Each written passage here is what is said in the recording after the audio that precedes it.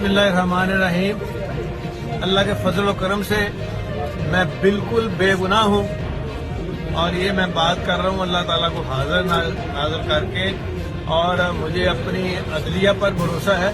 और जहाँ तक वाजिब पाकिस्तान है, मैं शुरू से ही उनका हामी रहा हूँ, लेकिन ये उनके लिए एक लम्हा फिक्रिया है कि उनके इर्द गिर्द बैठे हुए लोगों को वो देखें कि ये किस तरफ लेके जा रहे हैं मुल्क और कौम को।